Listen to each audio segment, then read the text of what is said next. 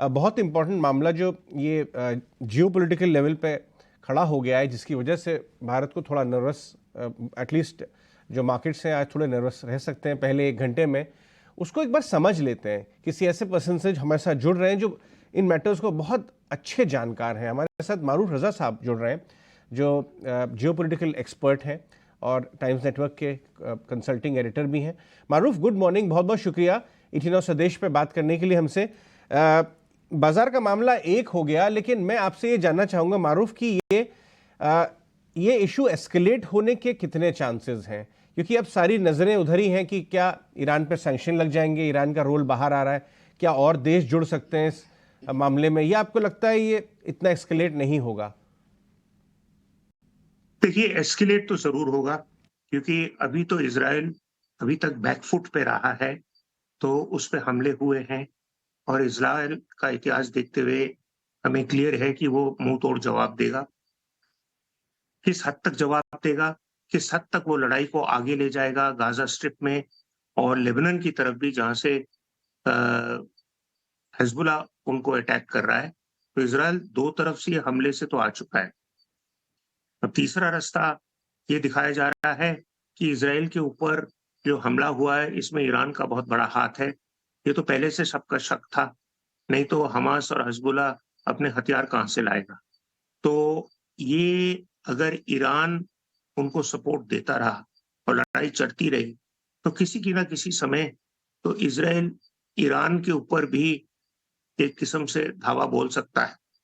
तो जब ईरान इसके अंदर इन्वॉल्व हो जाएगा, तो ये ऑयल प्राइसेस में इसका ऊपर असर पड़ेगा, क्योंकि ईरान एक ऑयल सप्लायर है और जब भी हमने देखा है कि मिडल ईस्ट में टेंशन होता है, तो ऑयल प्राइसेस पे इम्पैक्ट होता है।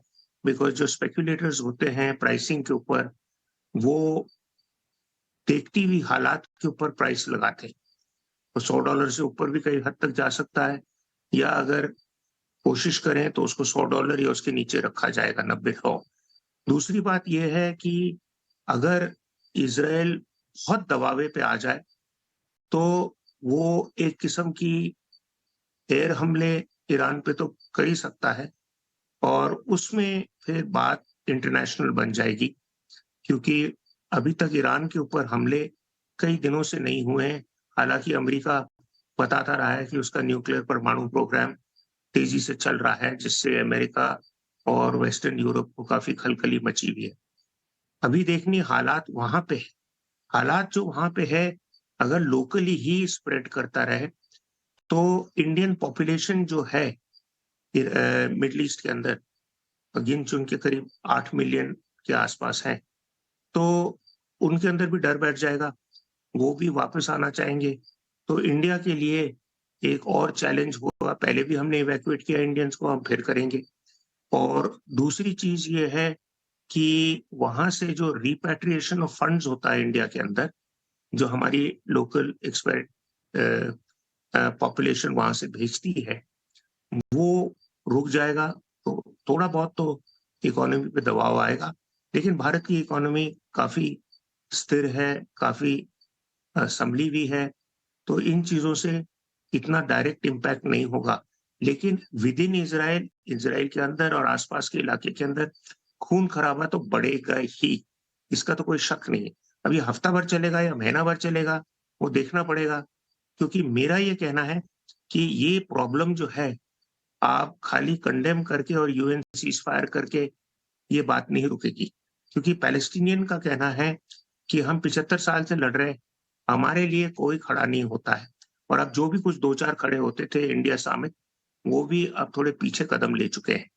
तो इसलिए ये लड़ाई जो है, रोकने के लिए मेरा सुझाव ये है कि अमेरिका को एक कैम्प डेविड टाइप अरेंजमेंट करना पड़ेगा। जब 1973 की लड़ाई सियाओं यॉम किपुर की थी, जिसकी 50वीं सदी के ऊपर ये हमला हमास ने किया है। वो लड़ाई जो है, ये रुकी क्यों है? क्योंकि अमेरिका ने अपनी हाथ बढ़ाया, अमेरिका ने पैसे लगाए और गारंटी की इस जिद को कि आपके ऊपर राइट। कभी हमला नहीं होगा। तो इसी किस्म की गारंटी चाहिए पैलेस्टीनियंस को, एक इंडिपेंडेंट स्टेट की, और इज़राइल के दबावे के लिए उनको रुकावट चाहिए, क्योंकि इज़राइल जिस हद तक उनको दबाता आया है और जानता है उसके खिलाफ कोई सैंक्शन नहीं होगा, तो इसलिए पैलेस्टीनियन के पास कोई रास्ता नहीं है, क्योंकि टेररिज्म और टेरर अटैक्स एक कमज़ोर का रास्ता है। जी। लेकिन करे क्या, जब उनके पास सेना नहीं रखने देते हो आप, उनको दबाते रहते हो, उनको मंदिर मस्जिद में जाके पीटते हो आप, तो क्या करेंगे? वो राइट, करेंगे ये, जब कुछ मौका मिलेगा, तो वो आपको ऐसा मुँह तोड़ जवाब देंगे कि इज़राइल को फिर याद करना पड़ेगा कि अगली बार कुछ भी राइट, करे तो राइट, फिर बात राइट, नहीं बिगड़ राइट। सकती। राइट, ऑलराइट मारूफ, बहुत बहुत शुक्रिया आज हमसे बात करने के लिए, ये मामला समझाने के लिए। जिस्ट जो था, वो जो पूरा निचोड़ है वो जो मैटर का, वो मारूफ समझा रहे हैं कि अभी आप नज़र बना के रखिए ईरान के रोल पे। अगर वो उसके ऊपर सैंक्शन आते हैं और दुनिया भर की ताकतें उस पर सैंक्शन डालते हैं, उनका रोल बढ़ता है, तो क्रूड ऑयल और यहाँ से बढ़ सकता है। बाजार के दृष्टिकोण से ये आपको नज़र में रखने की ज़रूरत है। हमारे साथ आयुष भी जुड़ गए हैं, ट्रेडिंग आइडिया